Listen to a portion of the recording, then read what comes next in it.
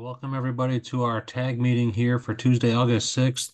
Looks like Dan Young is not with us here today, so Roger, if you wouldn't mind kind of taking us off on the beginning of this one for me, please. Sure. Let me see.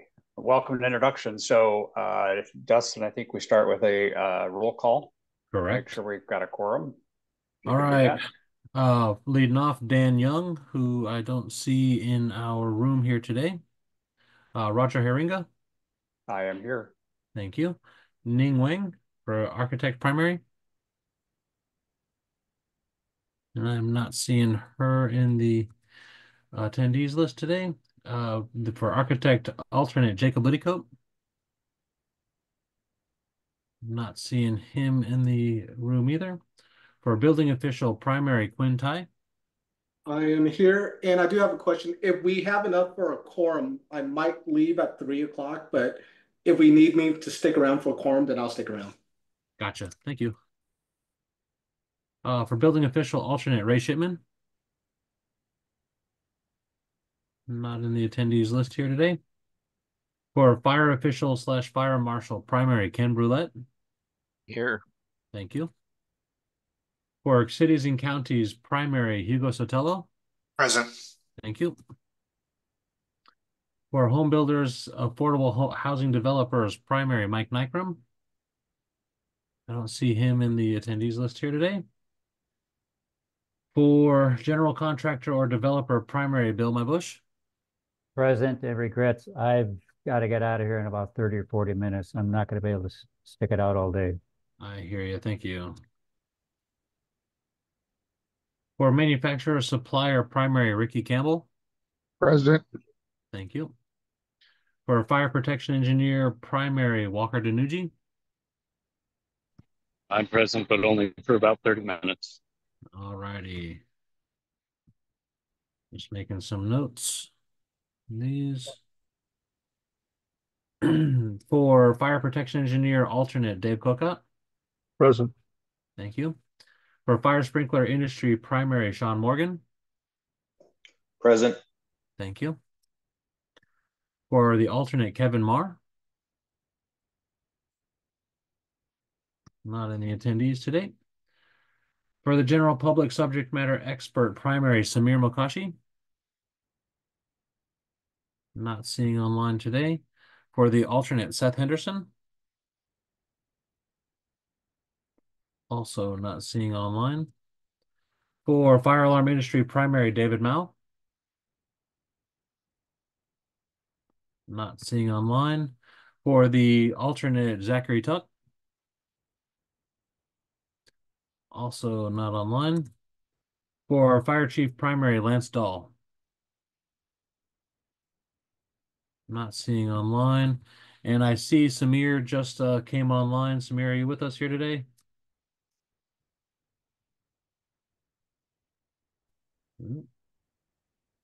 Let's see. Hello. Thank you, Samir. All right, let me do a quick count here. Dustin, Yes, ma'am. I do see Ning online as well. She joined. Oh, okay. Thank you. Yes, I'm Ning. Yeah, I'm here. Thank you.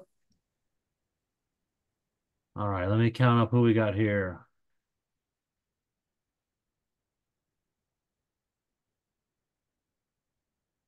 We've got 10 and 7 is our number, so we are looking good here today.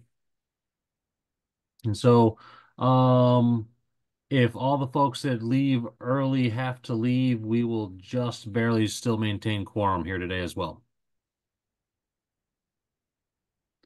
So with that, we're on to other folks that may want to introduce themselves. Oops. Yes, is there anybody from the public that would like to make themselves known? Go ahead, Patrick. Patrick Hanks here with the Building Industry Association of Washington. Thank you. Elizabeth Torsky with Cascade Natural Gas. Thank you. Anybody else? All right, so move on to agenda item number 2, review and approve the agenda. If I could have a motion to approve the agenda. I move Roger, to this, approve the agenda. This is Bill. Thanks, Bill. I'll second it, Roger. This is Ricky. Thanks, Ricky. Is there any discussion? Does anybody have any comments about our agenda? Okay, hearing none. All those in favor, say aye. Aye. Aye. Any opposed? All right, that passes. So item number 3, review and approve minutes from the July 16th meeting, which were published previously. So Dustin or whomever is sharing, I'm not sure who's sharing. Can you slowly page through so we can take a quick scan, and if anybody has any comments.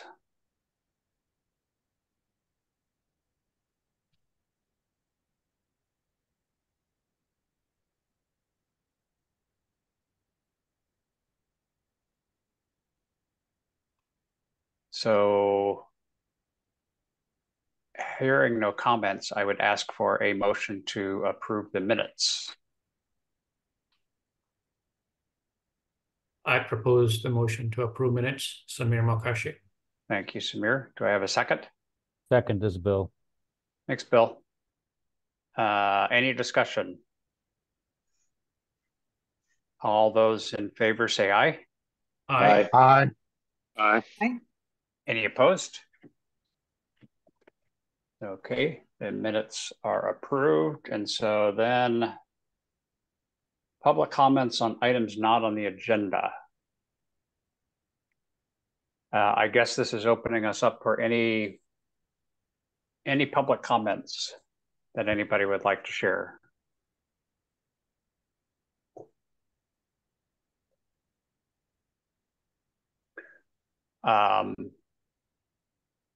All right, I do not have, I'm looking through I don't see anybody else's hands raised, so I am going to assume that that is covered. Just let me know if that's not true. If not, we will move on to agenda item number 5, review existing amendments and significant changes report. And Dustin, I'm going to turn this back over to you to run through that. So the plan here today is to begin getting, so if the tag's going to generate proposals for this code cycle, we need to have a little bit of an approach to that. Looking at what we got going on, we published out I guess, reduced version of the report we had approved by the council this last month. And what we have on the document that is out there for today's meeting is all the sections that we have identified as needing some sort of change in the code. Further talk with Krista, our other code specialist, and some other folks about what we need to do if there is a renumbering or small editorial change. We won't need to pull a code proposal for those sections, so that'll reduce some of what we have shown here today. And then if we are repealing an amendment section because the model code language is the same as the amended section, we will also not need a proposal to remove the code language there. Just as we do our drafting for the filing with the code revisor, we will be having a statement that the model code language is the same as that section. So with that going down, there's the next thing I want to talk about is the code proposal process and what that looks like. Let me share my screen here.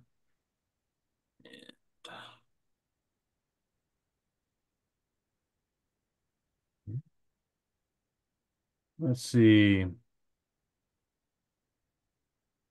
Okay, I think I have it on the right screen here. Just make sure.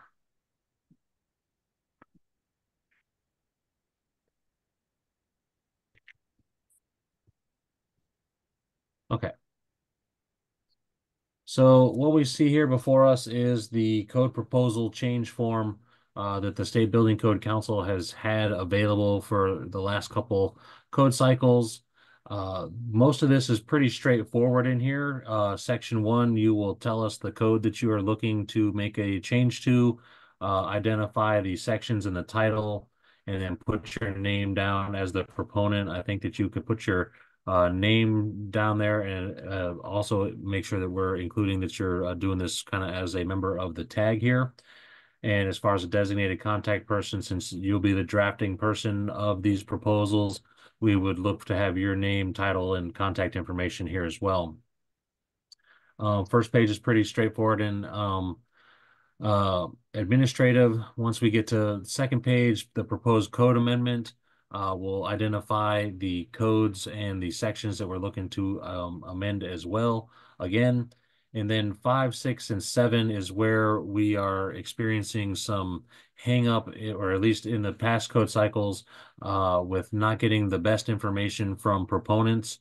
And so I'm going to try to get us setting the example for folks that are not within this group here. Looking at this form, there's some links down here in the economic impact section that are not necessarily going to be super duper helpful in getting this prepared for you. So I guess let me back up to number 5. If you just explain your amendment and the purpose, benefits, and problems that are being addressed. It's a short, quick little paragraph that you can put out there specifying why we're doing the amendment. Number 6, if you hit the criteria that the proposal meets, this one's pretty straightforward as well. This one, a lot of these go hand in hand with the forms that we file with the code revisor.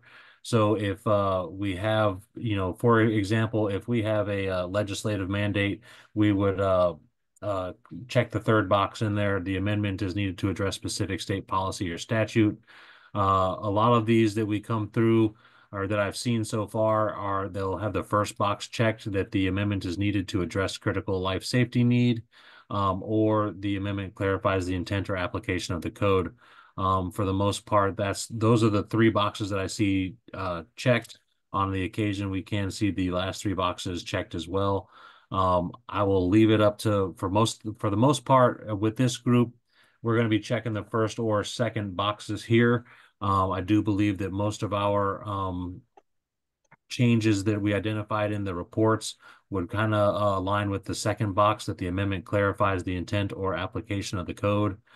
And then the number 7 is going to be the tricky part for us in this group. So if this was all a legislative task, we wouldn't have to really worry about the economic impact. We would have been just mandated to do it, and we wouldn't have to fill out any section of this part of the form. But for most of what we have going on, if we've identified that there's economic impact, a yes or no check in that box is not the end all say all of what we have going on here. So if there's no economic impact, we're looking for a little bit more of a statement than it does not impact, small businesses or has no construction cost or anything like that.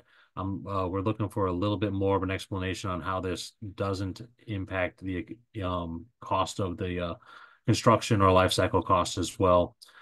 If yes, we have A through F here, which are some sections that need to be looked at. Section A, the life cycle cost. I was talking with Krista because I wasn't with the State Building Code Council staff when I guess in my talks with Krista about this particular section, the OFM life cycle cost analysis tool was voted upon by the council to be used in around the 2015 code cycle.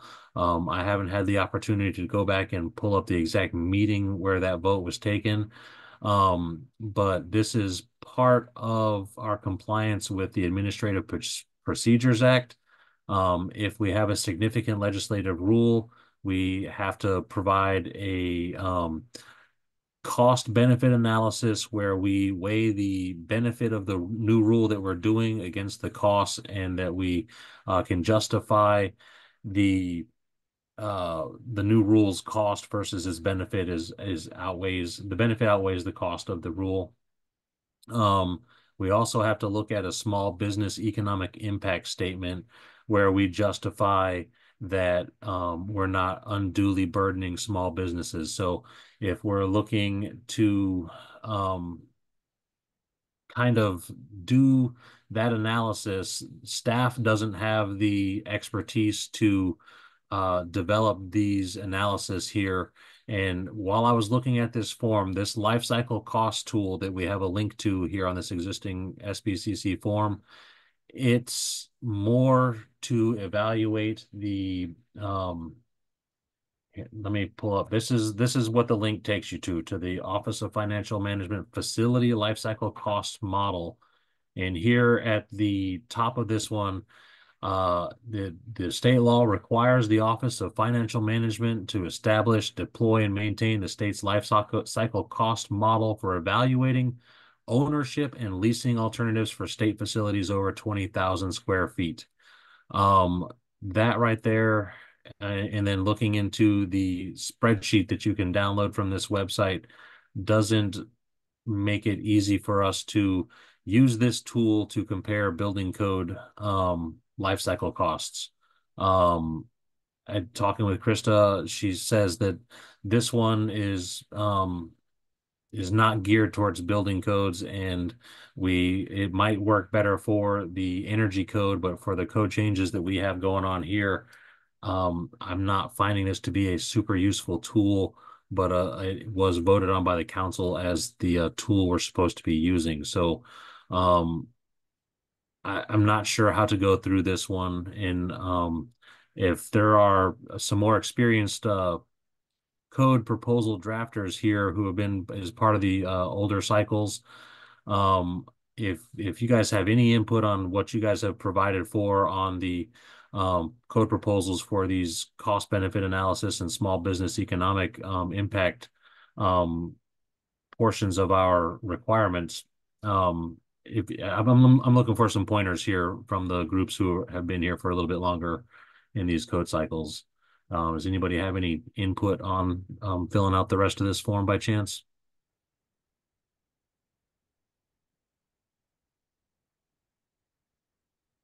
I'm not seeing any hands or hearing any voices. So, to be honest, I'm a little bit at a loss on where to go. Dave Cookop. Yeah, as I was chair in the 2015, kind of went through this. It was just a tool that was available. I think that as we got into it, once the council moved it forward, we just found that I was just saying, it's not really designed for what we're going to be doing. So what I have done with my previous proposals, and I haven't had as many as I did in say the last several years, just tried to make it work as best I could with the information that I had and how to get it to work with the model. There's a lot of things that you're having to come up with what interest rates are and some of the thends like that. They have things with it. Because I'm actually looking at the 2015 version of the tool. So that's the one that we were looking at comparing to it, but what we ended up we're going to be working with now. It would be a new one. Yeah. Just got to do the best we can. Get as much information in as clearly, and provide some written explanation is a good thing to do, just to explain what the process is. I think that just helps with the review of it. So yeah, that'd be my suggestion. Okay, so use it in the fields that I guess work for you. We'll put some information in, and then I think, like Dave was saying, some written explanations will go a long way towards assisting staff in developing the final reports for the small business economic impact statement and the cost benefit analysis. If we can come through and try to use this life cycle cost tool, and then come back and answer B through F as best we can, we'll be in a good place for the final report development, because I was part of the report drafting at the end of the code cycle for the 2021 codes, and we leaned heavily on these forms from the proposals to generate the information in there. And so if we have just one sentence answers in here, with no backup documentation, we have a real hard time putting together a document in the end that stands up to scrutiny from the public. So I'm just asking that we do the best we can here and give a little more information on these than some short, concise answers. So, with that, I fully intend to try to wrap my head around this life cycle cost tool a little bit more. I'm not there yet at the moment. I think the main goal for today's meeting is to kind of assign out sections of the code to folks to develop language proposals. And if we can get the language part of that working right now, maybe at the next week's meeting, I can have a better understanding of what we have going on for these life cycle cost tools and give some better guidance on how to finalize our proposals to get them in here. David, if you're talking, David, you're still muted. Oh, hi, this is David McKee with the Earthquake Valve Company. Sorry, I didn't introduce myself in the beginning. I was having some issues with my computer, but I recently submitted a proposal for a code change for requiring earthquake valves, the natural gas automatic earthquake shutoff valves onto like elderly care facilities and child care facilities. Would you be able to review that on a shared screen and point out the things that were incorrect? Or As far as right this second, I'm not prepared to pull that proposal up. That one's still with our admin staff, and I haven't had a chance to review that one just yet. But I would be happy to definitely have that ready for us at our next group meeting. Like right now, I haven't had a chance to look at that one for this meeting. So okay. I don't have any critique on it at this moment as well. Okay, thank you. Sorry about that. Ken. So under the proponent name and designated contact person, we're doing this as tag members and not representing our departments. So is there any heartburn about proponent is going to be the State Building Code Council's fire code tag, something to that effect? Because I'm not too comfortable about putting my name and organization on all of these, because that's how they're going to get Googled and searched and all of that good stuff. It'll look like the Seattle Fire Department made all of these code change proposals, or Washington State Association of Fire Marshals did. I'm just wondering if, because we're doing the work for the tag, right, as a group. Right. So I didn't know if we could come up with a way to maybe send these into you, but you guys fill out number 2 and number 3, and you guys can represent them to SBCC as staff, but we did the labor of putting it together for you. I don't have any heartburn as far as the proponent being the State Building Code Council fire tag and having all that there, but I would like to maybe keep your name on there as a designated point of contact for that particular proposal. Does that rub you any sort of wrong? I don't think so, but I think it still needs to be either the chair of this committee, just because we're just tying our name to it, and I'm just worried about how it's going to follow us down the road. But sure, I'll put my contact person down. Ken, I would almost say on the designated contact person, if you're filling one out, put your name, but your title is tag member. Yeah, and the email address should be SBCC's email address. I'm okay with that. Okay. All right, that works. Thanks. All right. Does anybody else have any issue with kind of we're going to label ourselves as the State Building Code Council fire tag, keep your name on the designated contact person, but put in their tag member for your title, and we can do the SBCC PO box for the address. We can do SBCC phone numbers for that, and then an email address would be the SBCC inbox. I don't have any issue with that, and just make sure everybody else is okay with that as well. All right. Dustin, I have a question about item 7 a little bit. And I think that this is on the fire tag. I'm also on the building code tag, but I believe that does ICC not give an opinion on whether there's an economic impact or not? They do on so in our significant changes report, there is a lot of, excuse me, economic, or if there's cost impact identified there. Right. You have a column that identifies that.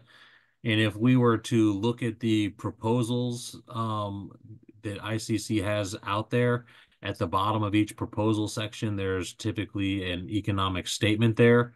So like for the chapters that I did, I relied heavily on that document to identify whether or not there was cost as part of the ICC change. The rub there is on anything that we're changing in our existing amendments. We won't necessarily have a impact statement there pre-prepared. So if we can lean on the ICC document to say this has impact or does not, I think we're good. But then if we're looking for potential, changes, uh, like if there's a new section in IFC, I think chapter 31, 16 is one of the new sections.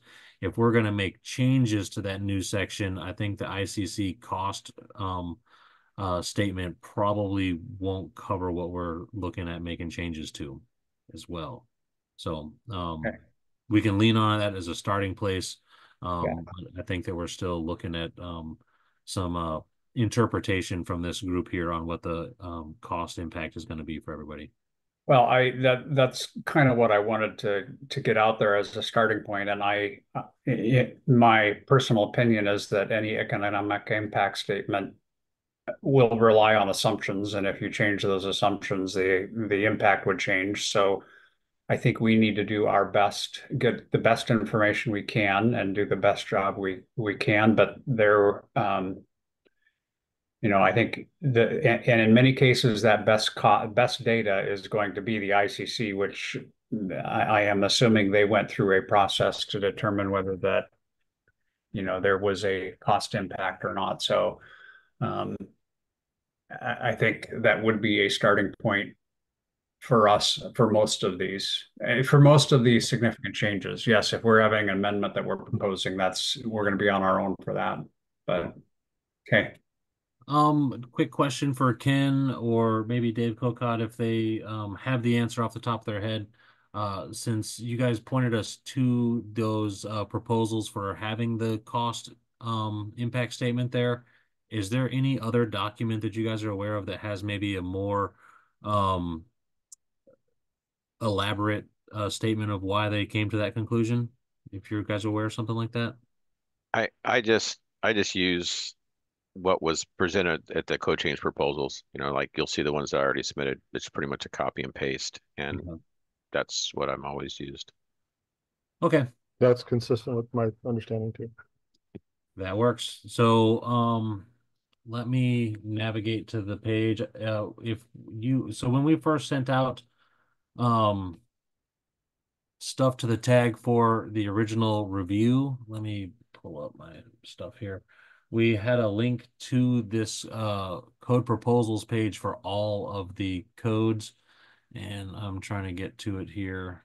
I don't have it bookmarked on my browser, so give me one moment.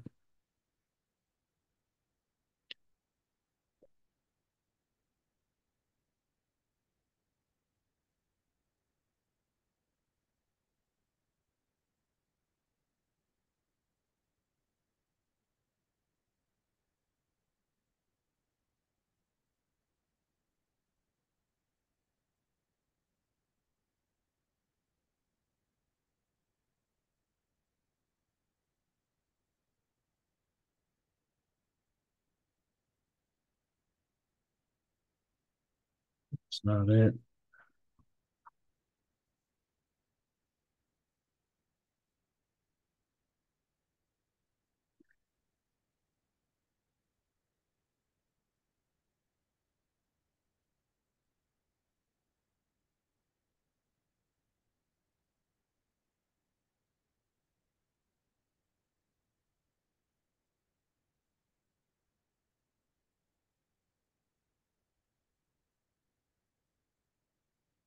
Okay, yeah, it's actually in an email we sent out on there, and so we have the ICC proposal docs link on there.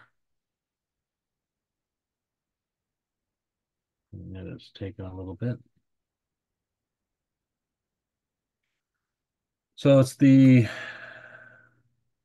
iccsafe.org website, and they have the code development process 2021 through 2022, Group A, and accept the cookies.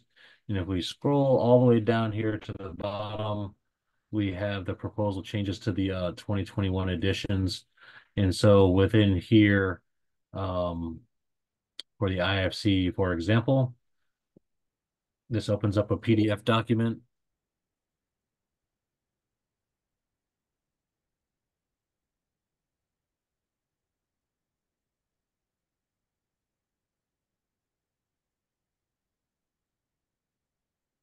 And if you scroll through, and we have a list of the different proposals here. But let's see, F121 at the bottom, we have the cost impact statement here. They're pretty short and sweet statements, so they do work. So if we're going to lean on those for cost impact, it's a good place to go for some of those with our significant changes. So anyway, just a quick refresher on that one. So on your welcome email to the tag, you should have a link to this website. All right, is there any questions before I kind of get into the sections that we identified needing changes? And I was kind of hoping that the folks that worked on the different chapters might take the lead on the chapters for any proposals that we're looking at here today. And then if we need help, we'll have to divide and conquer as a group here. And I'll have to be the first to tell you that staff doesn't have the bandwidth to draft proposals for this code cycle. Just we're running low by 2 positions at the moment, and it's a tough one to keep up with. So minimizing that, this is our existing amendments report. So I'm going to open up another column here to the right and just put a note in here whether or not we're assigning it or a proposal is needed or not. You'll notice down here we've got some other comments that are proposals needed by the rules that I just kind of laid out there as far as what a proposal is needed for. These ones where the model code language is identical, the proposal is not needed for these. So I'll be deleting this stuff out of this spreadsheet and making it work here. So for chapter 1, in section 105.5.29, lithium batteries, we have a language is identical situation. So I'm going to colorize just a repeal with green, not needing a code proposal. So the work is just to modify the code text in our drafts and get it ready for filing. For section 105.5.34, mobile food preparation vehicles, this one is a keep the existing amendment and renumber it to line with the new model code numbering. So no proposal would be needed for this one as well. Into chapter 2 for definitions, we have Ken Brulette. So I'm just trying to figure out if your staff does not have enough time, the editorial stuff that you were talking about, who's doing that? Well, we'll be doing the editorial stuff. What I'm saying is for writing a proposal and doing the research for the economic portion of these proposals, staff does not have the expertise nor the time to begin doing that research. So then how are you capturing the editorial stuff? How does that get presented to the council, the editorial stuff? I believe it's gonna, honestly, haven't considered exactly how that's gonna be presented to the council. If it's it'll probably be a draft document for what we're looking to send to the ICC, where we show where an existing amendment used to be and that we're pulling it out for just the editorial stuff in there. And then as far as presenting it to the code reviser, it's going to be identified. We have to still do OTS this code cycle. before we move to just adopting by reference. So there's going to be some OTS documents showing strikeout of existing amendments and things like that within a different document as well. And then our CR 102 will also show those changes, whether or not they're editorial or substantive as well. There will be a reason statement in there as well. Okay, so since you just answered, I guess, my question, since you have to go through the OTS again, so it will all be captured in that CR 102 then, because it will Yes. show the existing and then the strikeout. Okay, great, Correct. thanks. Sorry about that. Sorry that you lost that battle with the OTS again. Yeah, well, I think that it was happening already. We're still looking at doing the adoption by reference, but before we can do that, we still have to do OTS one more time. So, anyway, for those of you that may not know, OTS is a service that the state has that we utilize to reduce the turnover times for our filings.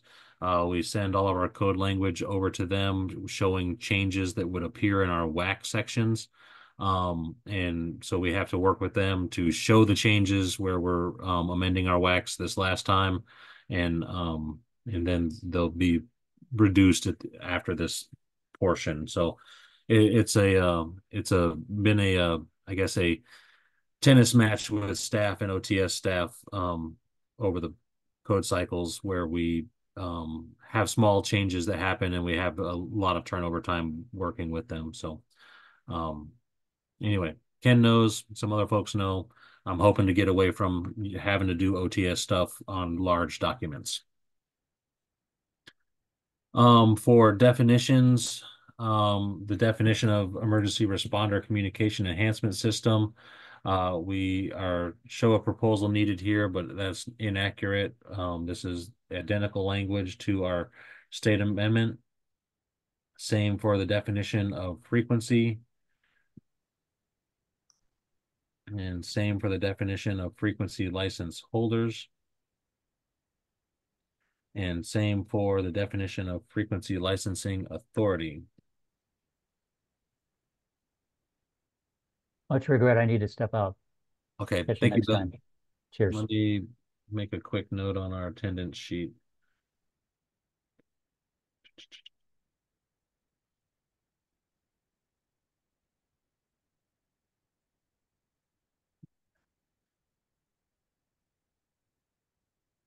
For the definition of powered micromobility devices, this one, so here's where I'm going to look for the expertise of the tag. This one has slightly different wording in the definition of powered micromobility devices, where they have lithium ion or lithium metal as the terminology instead of rechargeable batteries. Do we see this as an editorial change, or does it contain any sort of substantive difference here? And should we consider a proposal to for this section? Can you clarify the ICC has lithium or lithium metal? I do believe the ICC has the lithium ion or lithium metal terminology in there. And our existing amendment has rechargeable? Yes. Okay. Yeah, I think it's just one that can just get removed, and it could just be part of the CR 102 staff report. Okay. I'm in alignment with that. I just wanted to get a feel from the group first. Yeah. Go ahead, Ken. Yeah, because I was the original proponent to put it in for the 18 code, so I would be okay with. Gotcha. Do you think it would be beneficial to go through the significant changes sections side by side, go through like existing amendment chapter 1 and then significant changes chapter 1? So we're kind of talking the same chapters? It would be if you're looking at assigning somebody to do something. Yes. So you're not running through all the chapters all over again. Okay. So this is our significant changes report. I'll do the same thing where I'll add a column off to the right. I'll colorize it green if we don't need any work on the section. And I'll put somebody's name there if we can get some volunteers. or we may colorize it yellow if we're needing something else going there. So in section 104.2.3, this section moved from 104.10 and has a new added exception. We have a recommendation to strike the exception with an amendment. And I don't have my notes up on who did the work on these chapters. Give me 1 second.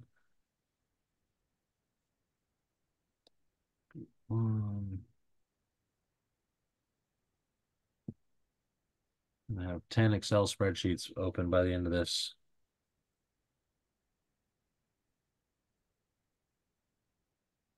For chapter 1, I had Hoyt Jeter. Sorry, wrong code.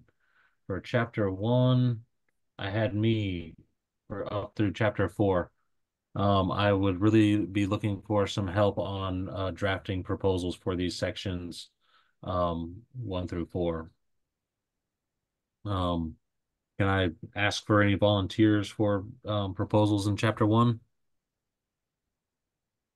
Dave, Kokot, you have your hand up? You can ask. I'd be happy to help you with that. Okay, awesome, Dave. I really appreciate it.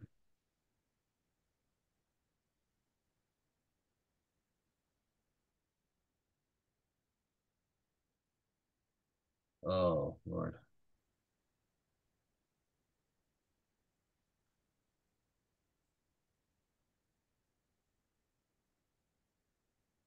All right. So for natural disasters, it's a new section, needs a review. It allows the fire code official to make special policies regarding code. It just needs some additional review for potential proposal. And is anybody aware of any existing Washington laws that we might need to reference in this section?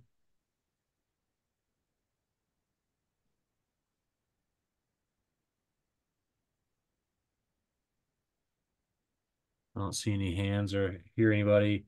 Do we think that this section truly needs an amendment?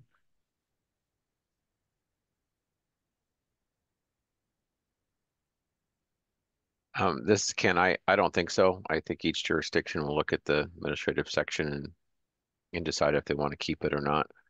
Okay.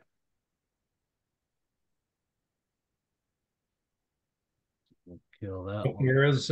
There is a cost identified to that.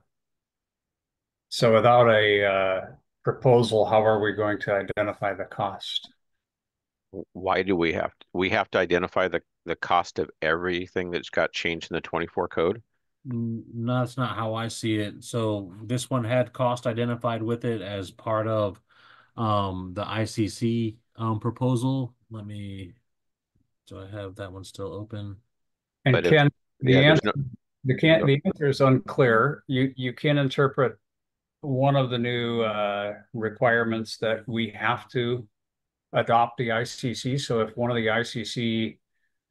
ICC makes a change and there's a cost impact, do we need to identify that or not? I am not clear. I think if we have an amendment to it, that's when we need to start identifying. I agree. If we make an amendment to it, sure. But in this scenario, I don't think we make an amendment to this section.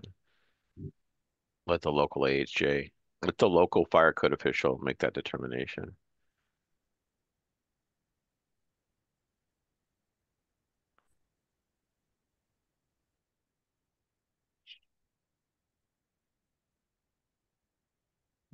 I'm not finding the proposal specifically here on the IFC proposals page at the moment, but I do kind of agree that we let the local officials make the call on that.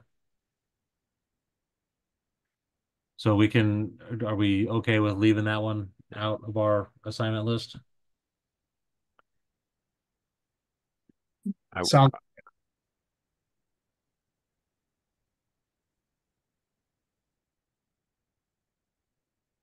All right, next we have 105.5.56 temporary heating or cooking in wildfire risk area. Walker, you have your hand up? I'm sorry, Dustin. I'm going to go back to natural disasters as far as state laws we should potentially cite or reference. would that be like the RCW requirements for statewide emergency plans and local KEMPs? Those Potentially, the types of I haven't had the chance to go through and look for anything that might be pertinent to this section. okay. Should I send you a link or something, or I mean, I guess if we're going to make an amendment, yes, we should get that information here. But it sounds like we're okay. kind of of the mind to not make an amendment to this section. Okay, thank you.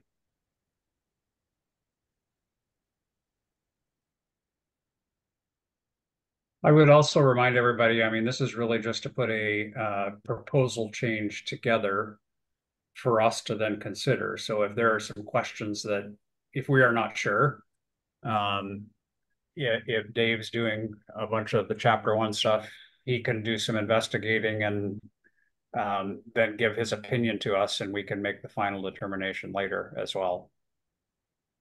Right, Dustin, Yeah. at this point, we are just asking Dave to put together a change proposal for these things so that we can then consider them at a later date. Yes.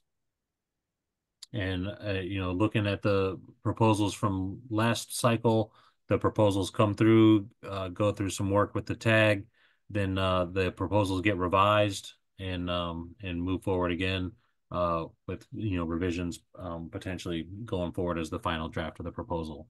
So if we wanted to do a proposal for this one and we had changes to make, that it's totally appropriate. Okay, this is Ken on the 105.5.56. I'll take that one. Just put my name next to that one. Okay. So we can get moving here. Thank you, Ken. That is green. Wrong color green, but that's okay. I'm going to skip back to the existing amendments report. We have chapter 3. Repeal the existing amendment for 301.2 permits. It's language is picked up in chapter 320 for lithium batteries. 320 was additive manufacturing, considering we have a note to consider amending to include the 2024 chapter 19 additive manufacturing and to check the ICC errata. Yeah, that chapter 19, that's a wrong reference. I don't know what. Okay. So for this one, since the model language picks this up, I don't believe that we need a proposal for this one if we're not going to add the amendment for additive manufacturing. Yeah, that makes sense. So okay. Yeah, it's just the issue is if you look right below that 301.2, where it shows 320 and 321 in blue, that's the issue, is that there's a 319 that's in the 24 code, but in their section 301.2, they don't show that 319. So I'm sure that's just an editorial errata that will come out from ICC. So when the printing comes, it will be fixed in time. So I think we're fine. Okay. So for 301.2, repeal the existing amendment. No amendments needed to this section. So we're just repealing the existing amendment. No proposals needed. Include alter model code language. For this one, I do believe we need a proposal to incorporate the metric measurements. Could I ask for a volunteer on that one? Did I see Dave's hand? Thank you, Dave. For section 314.4 vehicles, aside from editorial differences, the model code language is the same as the Washington Amendment. No proposal needed for that.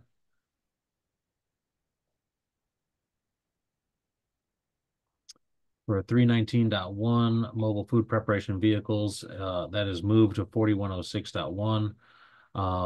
We'll be looking to repeal the amendment 54A-0319. We're going to need a proposal for that one. For this one, though, just because we're reserving a WAC, I'll put my name on this one, and we'll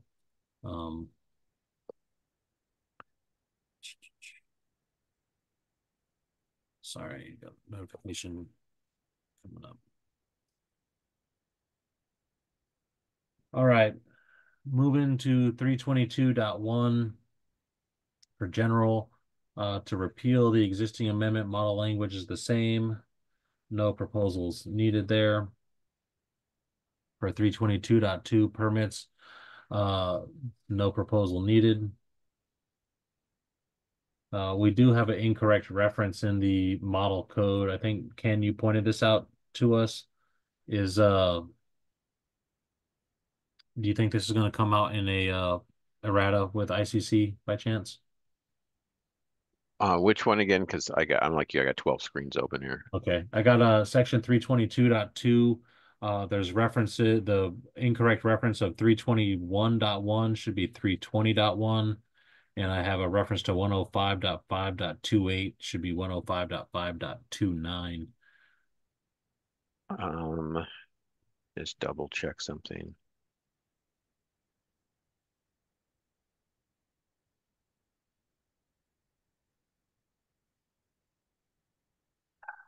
It's 105.28. So 105, yeah, it's supposed to be lithium batteries is supposed to be 105.5.29. That's what's in the base code. Yep. So I think these are editorial amendments in our state amendment. And since we're looking at just repealing that and going with the model code, we should be good, you think, Ken? I would think so, yes. Okay.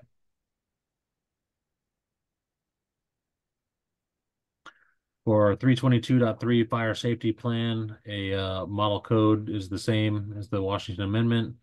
I have a note here that the model code contains an incorrect reference. So 322.3, in there we have section 404, which should be referencing 403.10.6. If we're going to make an amendment to change this, I guess another question for Ken, do you think this is an errata item coming out with the ICC? It better be. Yeah. If not, we'll just track it and submit it to them. Okay.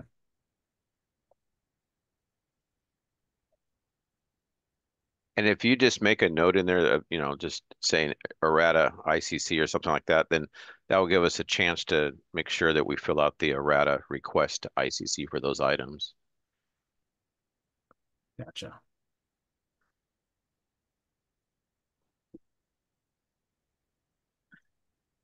For this one, go ahead again. And I'm sorry, I got to jump off. I got a call. I'll jump back on in a second. Okay.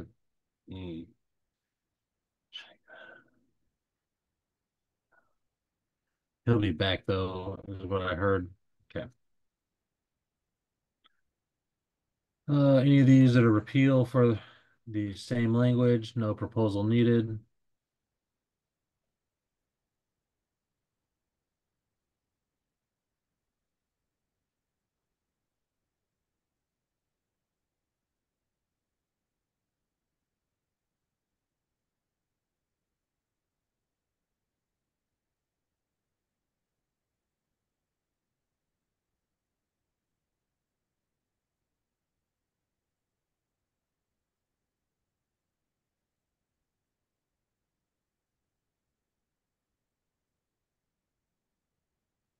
So for this one, section 322.1 general, we have a recommendation to repeal the existing amendment. The model code language is the same, but there's a consider the inclusion of powered industrial trucks note in here. Let me pop this open real quick.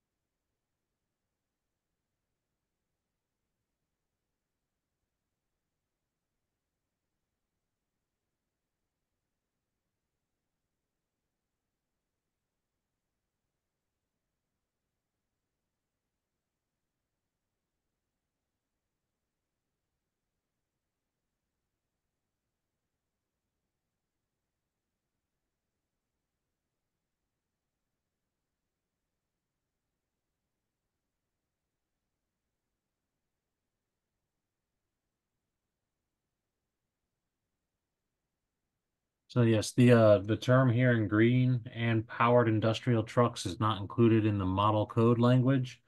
Do we want to prepare a proposal for the inclusion of powered industrial trucks in this code section?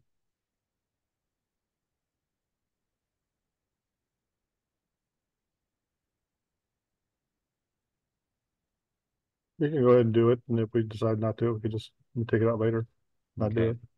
You got it, Dave. Thank you.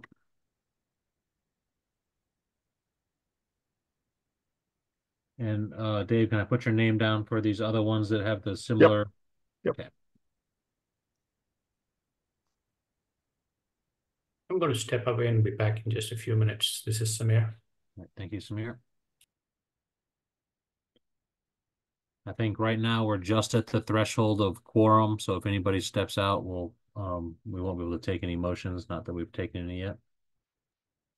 So if Walker steps out, I can take over for him. Got you. Thank you, Dave. I do need to leave. Thank you, Dave. I am happy to take chapter 7, 8, and 9 stuff, Okay. as well as 49, because I had put those together. So Dustin, will you or Rosanna send out like an info Yes. resources kind of download after? Okay, perfect. Sorry to interrupt. So Walker, just to clarify, 7, 8, 9, and 49 is what I got you for. That's correct. I believe Okay. those are the three I took the lead on. Okay, awesome. I will, as we go through these, I'll put your name by them, and then we'll be sending out some stuff after this meeting. Perfect. Thank you, Walker. Thanks, everyone. You're still okay for quorum, right? Yeah, Dave's here. but I think we're good on that one. Thank you.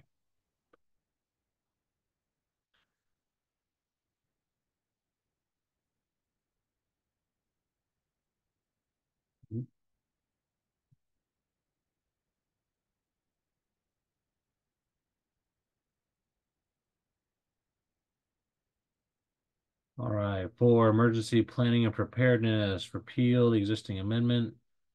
The same.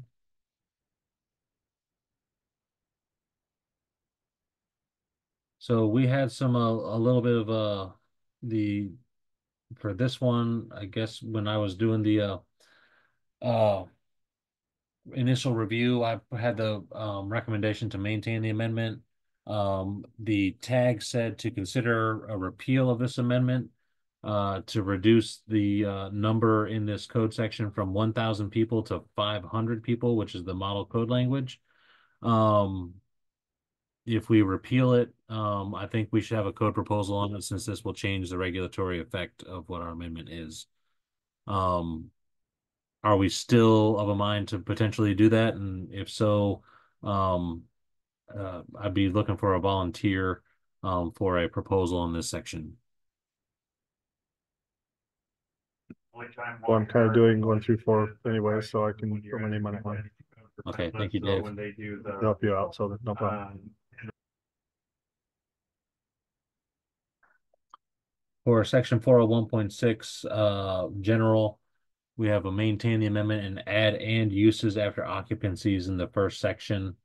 Occupancies and uses.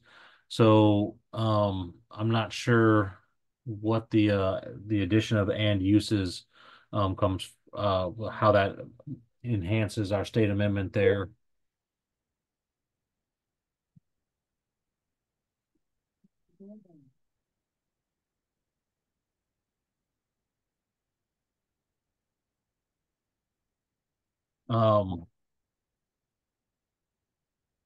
Can I guess Dave, can I get a volunteer on that one as well, Dave? You can. Okay, thank you. Quinn, you have your hand up? Yeah, it's almost 3 o'clock. I was gonna head out, just let you know. But when you get to chapter 12, specifically 1207, go ahead and put me on it. I don't know if there's gonna be a lot of changes, so much as just correlating our amendments with the Nevada code. Okay. I got the note there. Put your name for chapter 12. Perfect. Okay, awesome. Thank you. All right, that brings us to chapter 5. Let's see, Ricky, you handled 5 and 6 on this one. Let's see what we got going on here. I'll go through chapter 5 and then bop over to the significant changes report. And Dustin, you can put me down for my chapters, so 5 and 6, and I think I did 36 as well. Let's see here. I do have your name there. Yes. Okay. And Dustin, at some point we have to talk about when we would like these proposals in. The sooner we have them in, the sooner we can start going through these that we think are for sure. So Okay. How about we'll reserve the last 15 minutes of this one to go over that? Okay.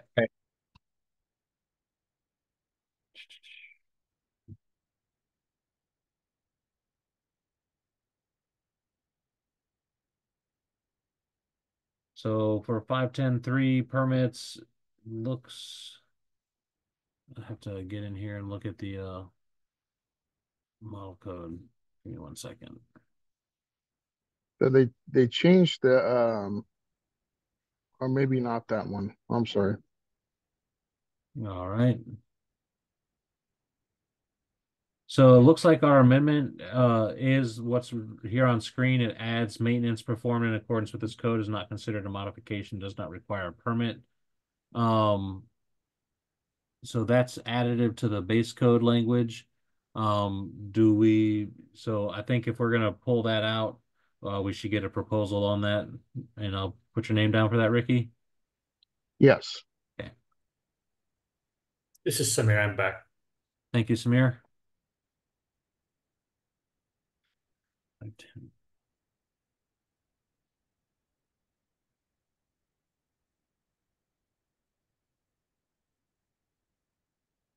So this one, 510.4 is the same as the model code.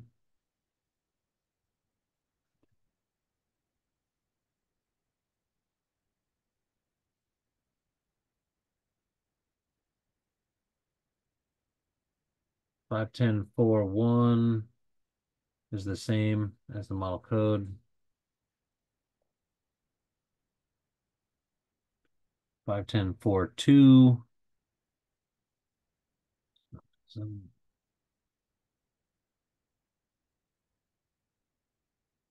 is the same as the model code.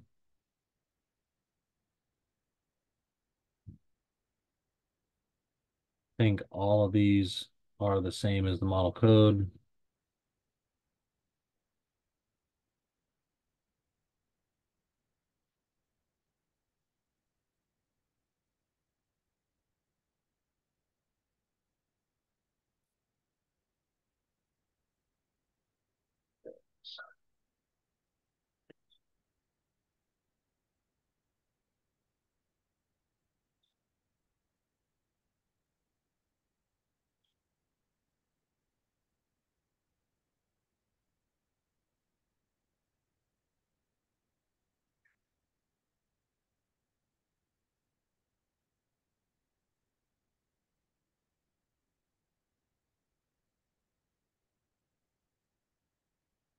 All right, let me pop over to the other significant changes report.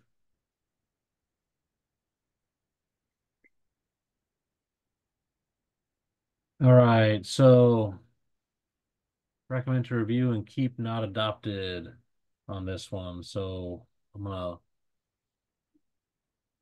put this one on there for you, Ricky. I don't necessarily, if we're not gonna make any changes, a proposal's not needed. But I think we should talk about this one in our review process. Yep. This one we'll need a proposal on just to make the small change there to bring the title in.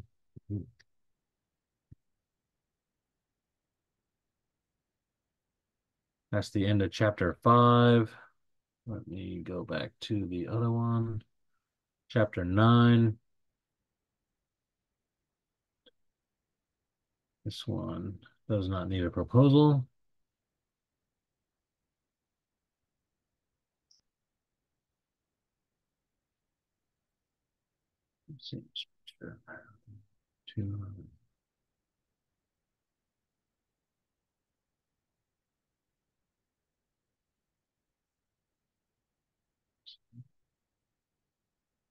So chapter 6, there was, I think, wasn't there something in there?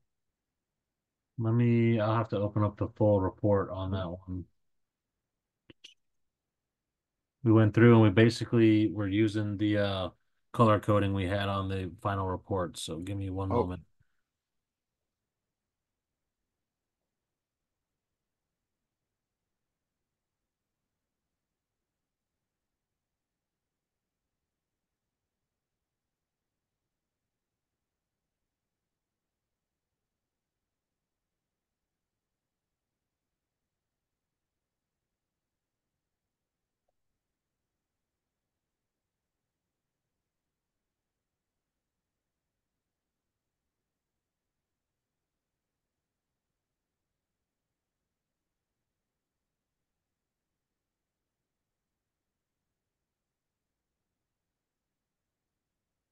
All right, here's chapter 6 for the existing amendments.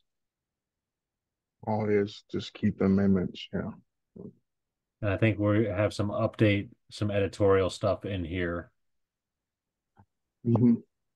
So hi, it's Ken again. So that it's our editorial also for like the 142A, that should have been included again in the 24 code base language, and for some reason it was left out. The code change proposal got approved, so that might be an editorial also. Okay.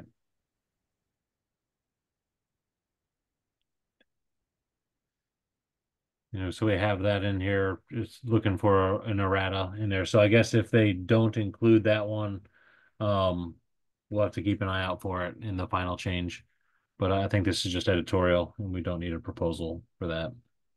I'll keep that open. Let me go to the significant changes report as well, just to make sure.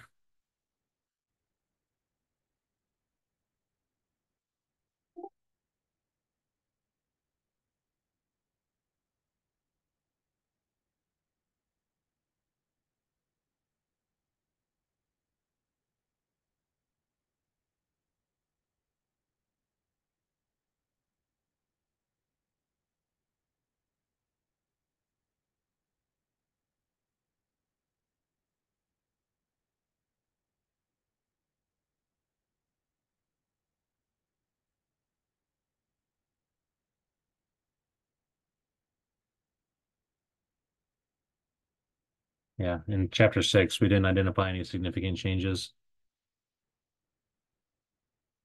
Okay, back to chapter 9.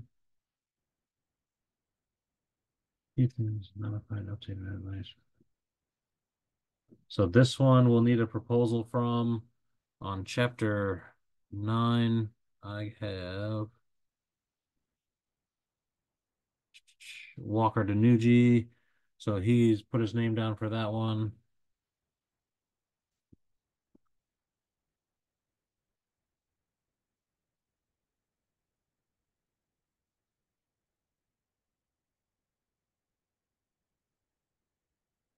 That one, we don't need one.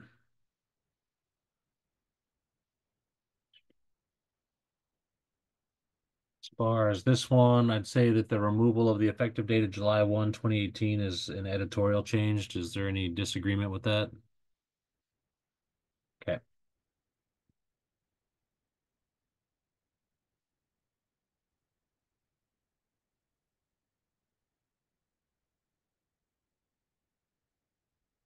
I'll put Walker down for this one.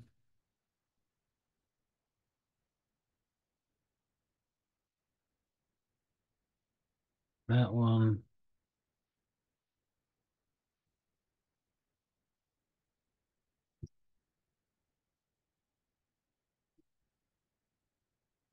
All right. Let me pop over to the significant changes report.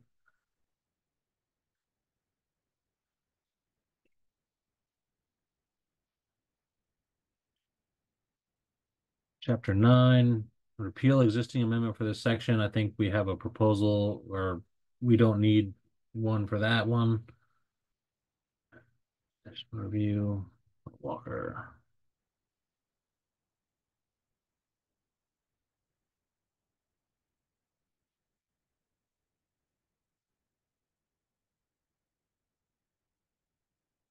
Okay.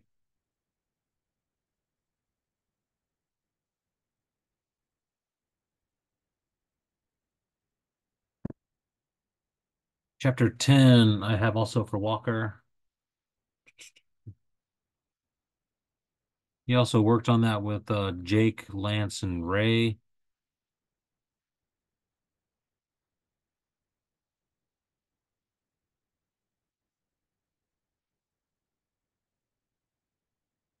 That was good.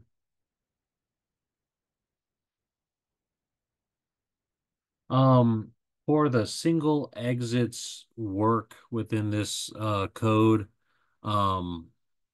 we are going to be looking at having a special tag broken out to work on this one. So Roger, do you agree that we will assign this one to that group and we won't worry about it as part of this body's work?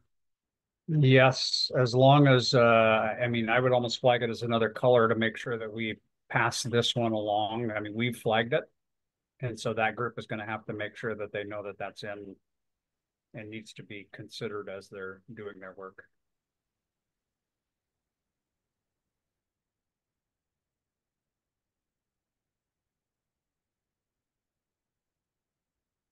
Okay.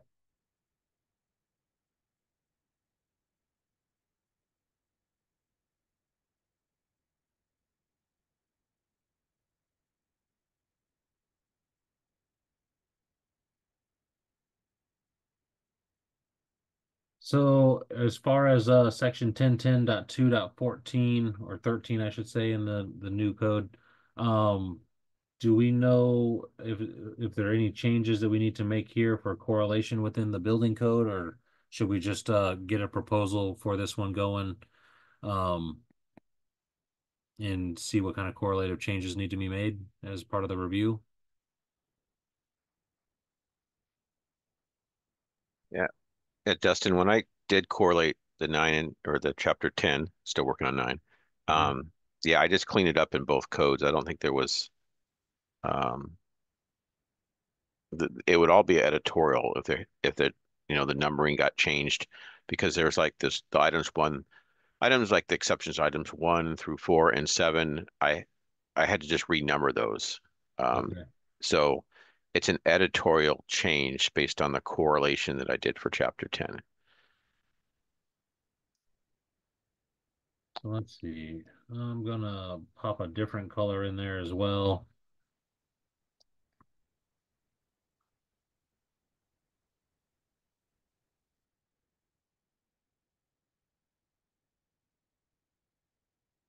Okay.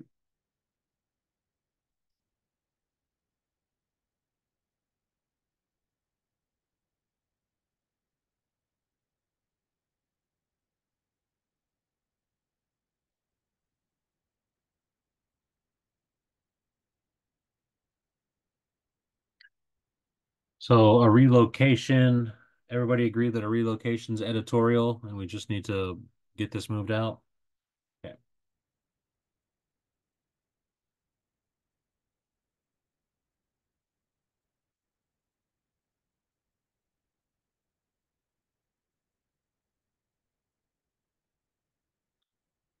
Pop over to the other one.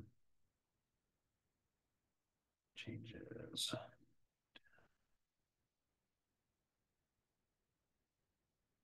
So we didn't have any comments on why so we're at 1103.2, 1103.2. So I guess this one is just we need to repeal the existing state amendment, no proposal needed.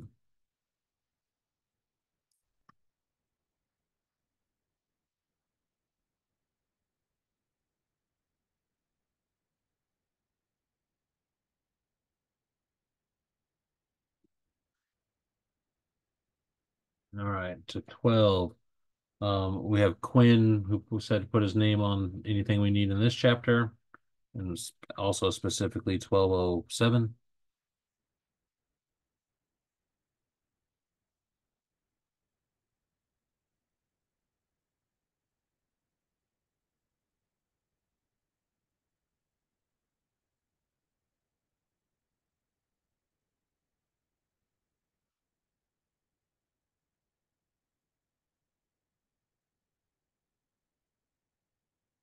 Does the folks here think that Quinn might need any help on the whole section 1207?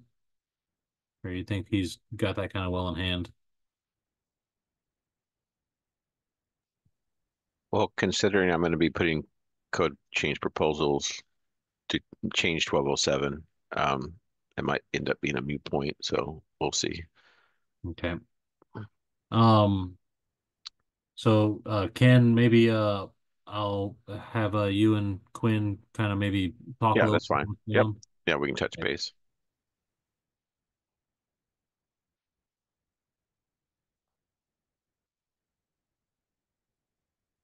Okay.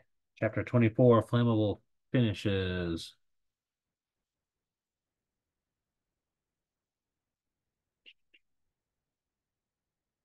Okay. Let's just make sure we're not going too crazy. Chapter 12, we got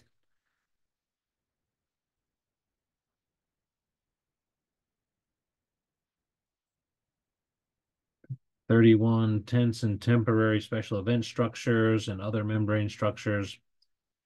31 was a Quinn tie chapter. He didn't volunteer for that one. But we have it marked for further review. I'm gonna go ahead and pencil in Quinn for that particular section. And then if he needs some assistance there, I'm sure he will reach out for it.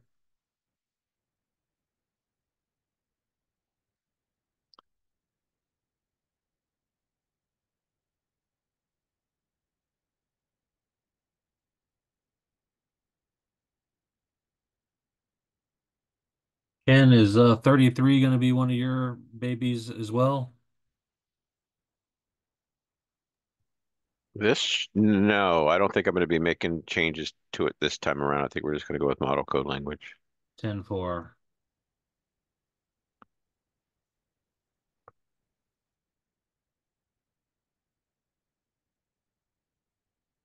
And any of them that are remaining in here, there's those two, I think, or three.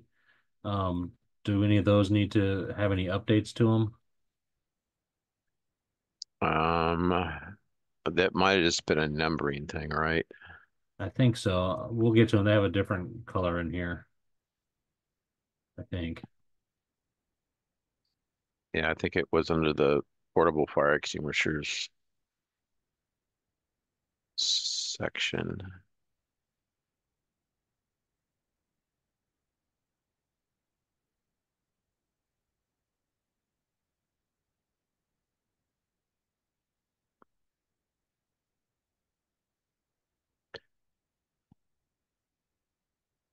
So it was up in your under the training 3303.2.1, the training section.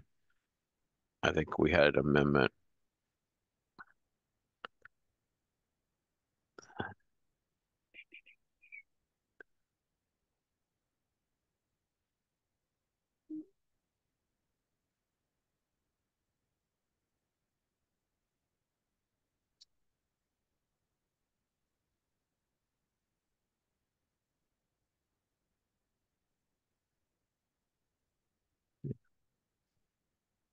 Oh, we just have to say keep this amendment because the model code language reference is incorrect.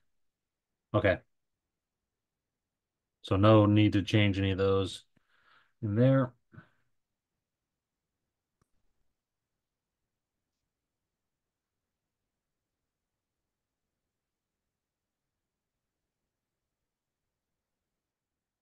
Five.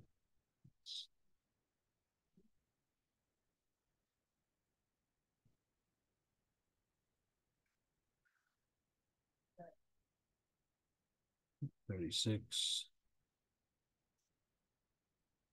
Nothing for 36 for Ricky. Then we're back to 39, processing and extracting facilities. That was Go back to 36 though. Didn't we had recommend repeal state amendment under the permit yeah. section? Uh-huh. So that would be amendment needed. We have a specific section for permits 3601.3, and We said, So, wait, it's already covered in section 105. so is this editorial or do we think, I guess that's my question. I was kind of moving with this one as a consideration that it's editorial Oh yeah, because it's, if your staff wants to do it, great. If you can actually, yeah, yep, we can handle that. okay.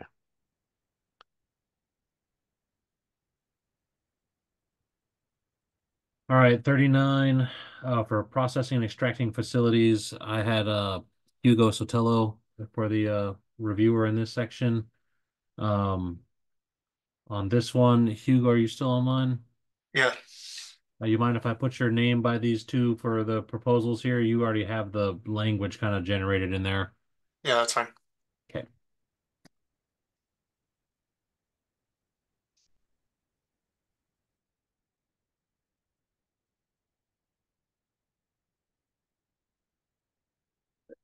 Forty is Kevin Marr, but we're not. We're there. And Kevin's not online with us here today. Do we have anybody interested in making a volunteer for Yeah, this just put proposal? put my name on it and just put Kevin next to it, and I'll just reach out to him. Thank you.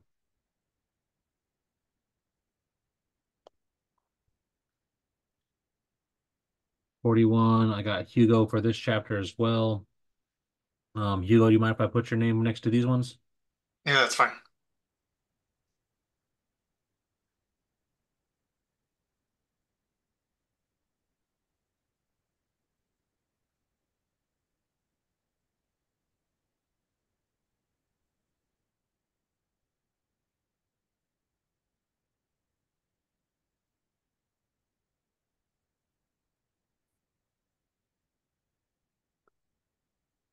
So Dustin, the 4104.2, the open flame cooking devices, that's a relocation from chapter 3. And so is staff going to look at taking care of that one and just making it Yes. reserved? So yes, that would be the intent here is if we're not needing to draft the proposal, any of those movements would be taken care of by staff, yes. Okay. So yeah, so the 4104.2 will just not be, the proposal will be not to adopt that section.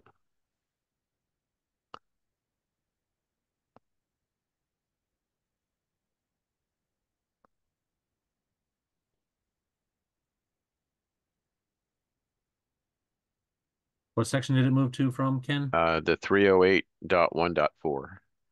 You just have to look four spaces to your left over. Oh, You're, gotcha. you're doing a hell of a job, Dustin, I'm telling you. It's so hard to keep track of all these. This is just one code.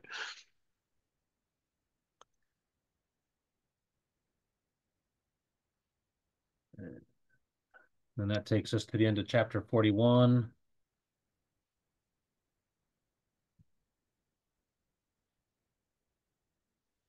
And I think 41, 49 is next. Okay. 49 with this one, Walker did the review for NFPA 130. I think all that he's got is just updated numbers for this one. I believe this is all just editorial changes within here, and staff can handle updating the document with those changes.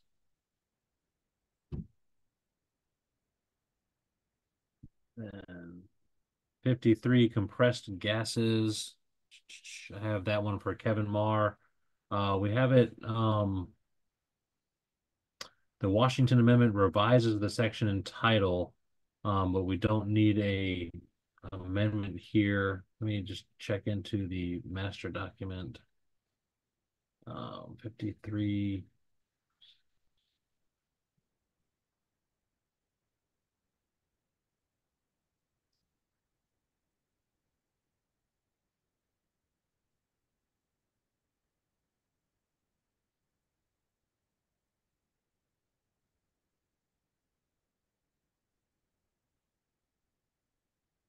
Not seeing an amendment there. Let me get into it.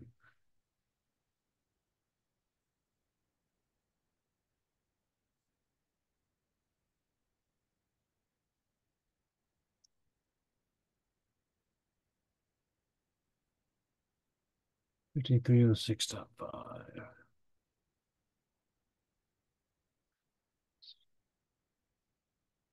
So our amendment takes off the term "and equipment" in there. Let me just check the model code real quick.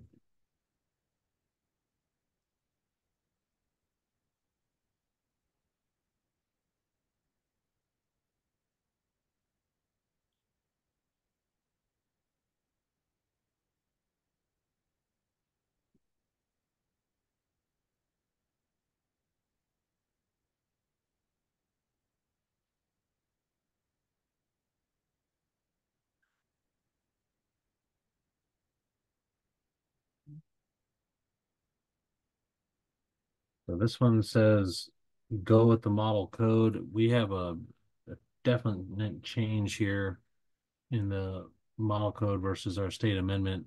So I think we're needing a proposal for this one. Ken, can I maybe put your name by this one since Kevin's not here and maybe we can reach out together? Yeah, Okay. we can do that.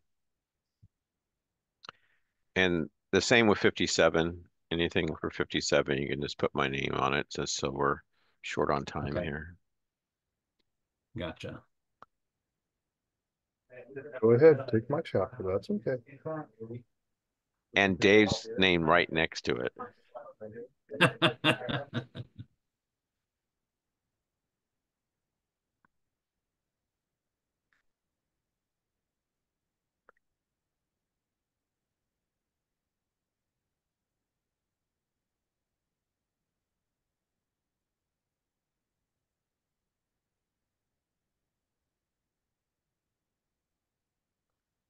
I won't touch chapter 80, Dave. You can have that.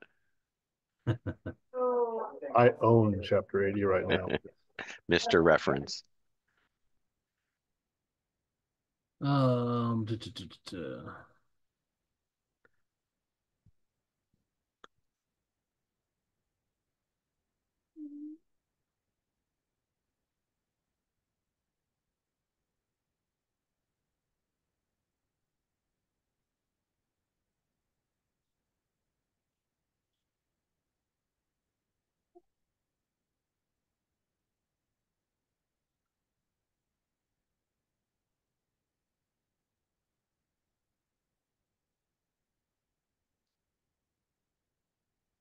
On this next one, 5702 dot or 5707.2.1 mobile fueling vehicle classifications. They changed the terminology from type to tiers.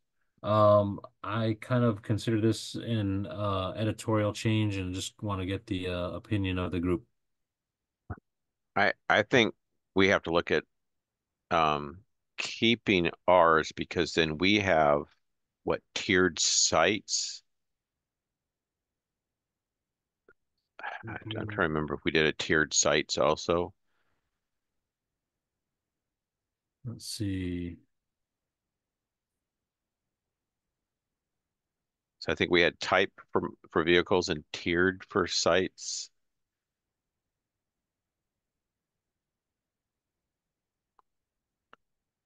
You're correct. We have tiered sites and so tier 1, yeah. tier 2 sites. So I think that's why we have the type for vehicle. So we'd have to look at. So this one, we shouldn't change the state amendment here. We need to maintain the state amendment. Yeah, we should maintain the term type. Or we could come up with different language for the sites. But there's so many forms already filled out that I think maybe statewide that we better just keep our language. I kind of like that methodology.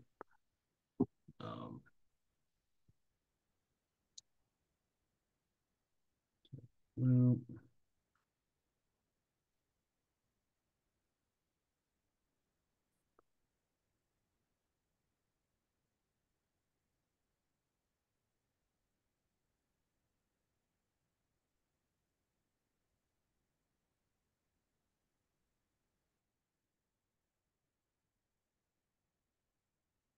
okay.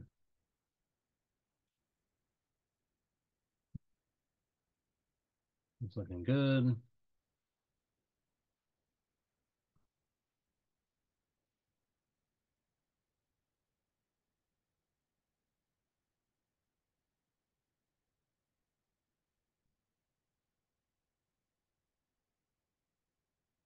Okay. Any of these, Dave, I pretty much consider all these are editorial updates to the more current editions. Correct. So I don't see any proposals needed there. And then I skipped over a couple of chapters. No, not really. So I'll put your name down for this one in chapter 80 for NFPA, Dave. Yeah, I'll see if the timing works. All right. Well, that brings us to the end of what we got going on here with a little bit of extra time to talk about when we want to get these back in and maybe some other questions that may have popped up in here. Let's see. So the end of the proposal period is the 19th of September.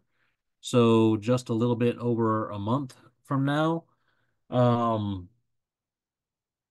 I guess, Roger, I would ask, do you have a feeling on how much time we would need to review the proposals before we formally submit them? You're asking us, this group, review each of the proposals prior to formal submittal into the, is that what you're asking?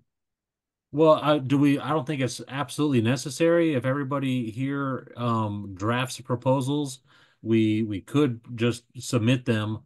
But I thought that it might be desirable by the group to take a look at them, make sure that if there's any sort of quick word changes in the language that we could all have maybe some input on those as we get these ready.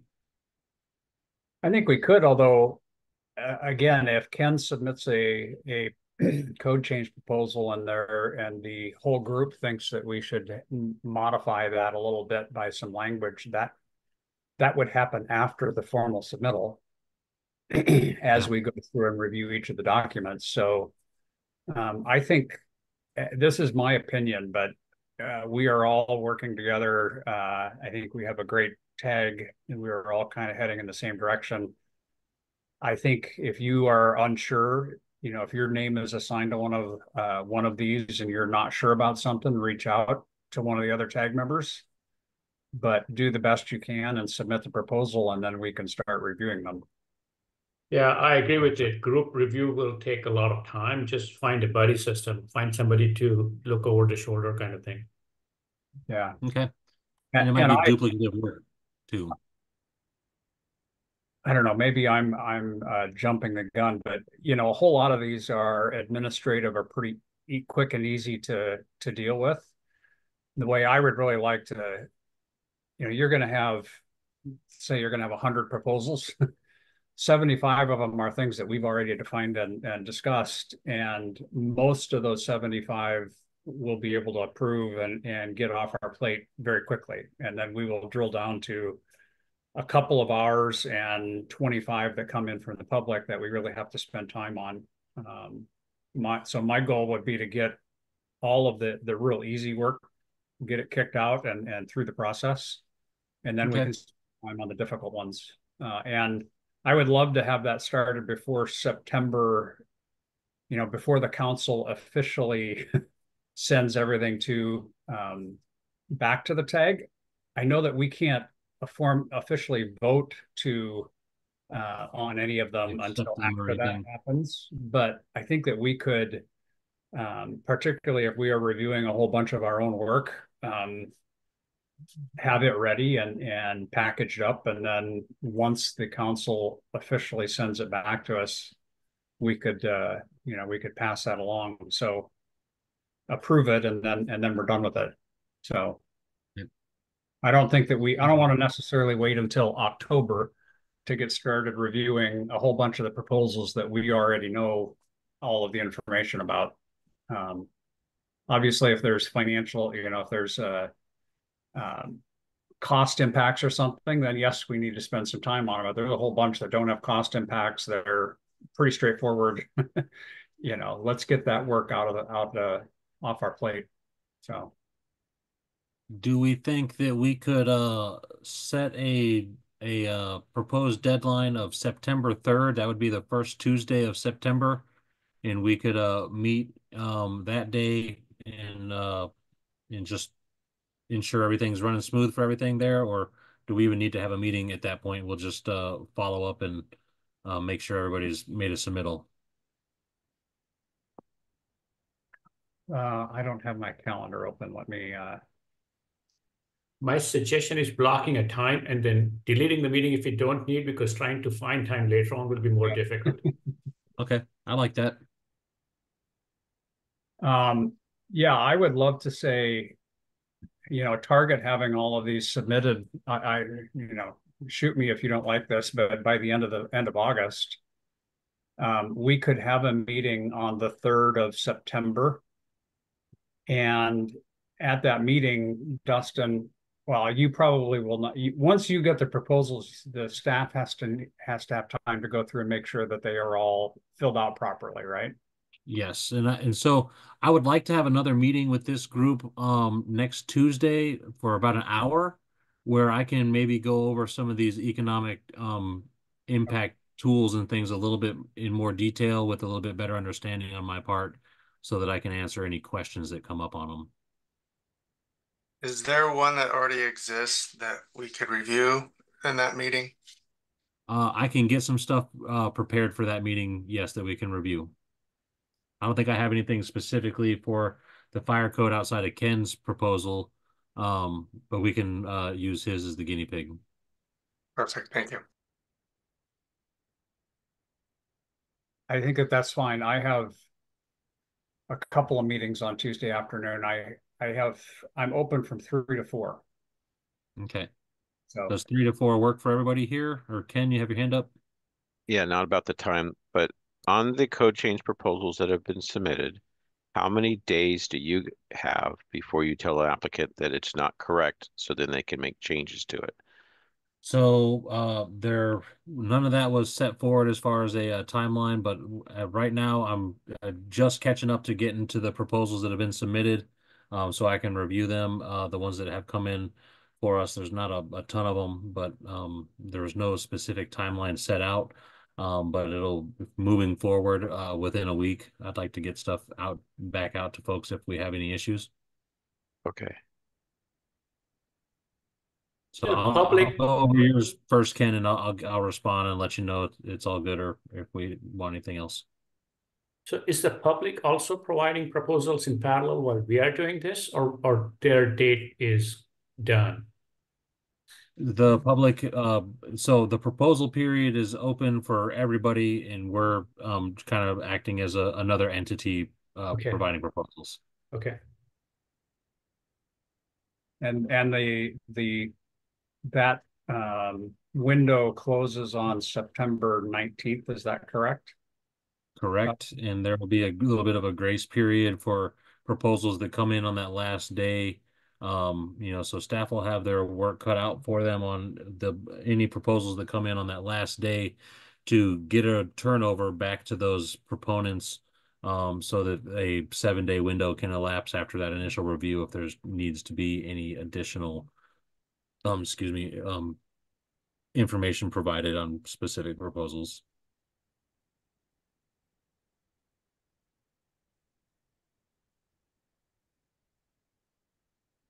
And here's another ask. Could you have your staff just fill out a blank proposal form, but fill out that section 2 and 3 so it's consistent, and then we can just put our names in. I can do that.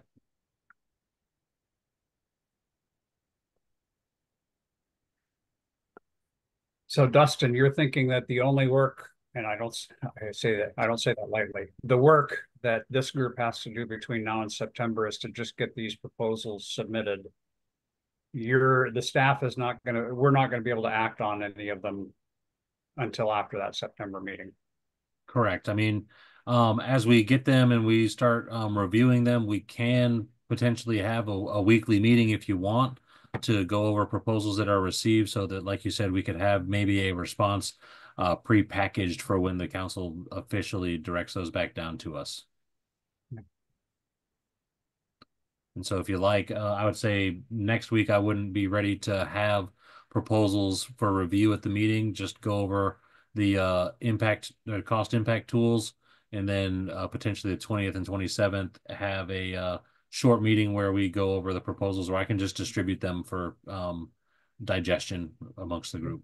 Really, I think the 20th and 27th people would be better off spending their time getting the submittals packaged together and submitted. I'm wondering about in early September if we don't have to start going through them and you know, at least begin packaging them, splitting them up into the real simple ones.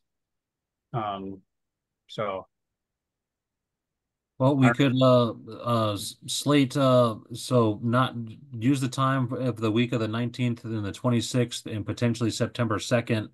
We were talking about having a potential meeting on the 3rd, blocking it out just in case we need it, but more as a work group meeting so that we can work on proposals if we need to. And then does it maybe sound attractive to have 2 meetings before the end of the proposal period to preliminary digest some of these proposals that we get in? And September 3rd is day after Labor Day. Is that an issue with anybody? I mean, not for me. I plan to be here, but if we can poll and see if we have enough people to have any action at the meeting. Justin, I'm gonna have to step out. I have another meeting I have to run to. I think that may kill the quorum or not, but I don't think there's any more action from the committee come to the board or group areas. So yeah. I think, you know, I don't think we need official action on this to formalize the assignments on this or the volunteers for those. So this is just a get together and get the work started. I look forward to next meeting. Okay, thank you, Dave. Take care. All right, so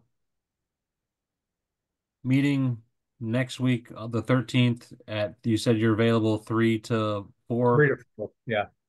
Does anybody else have any issue with that time slot? Mainly the goal there is to go over the economic impact tools that are available to us and to try to give some better guidance. I'm good with 13, 3 to 4 as well. Okay. So Hugo? Yeah, I don't think I'll be able to make that one, unfortunately. Okay.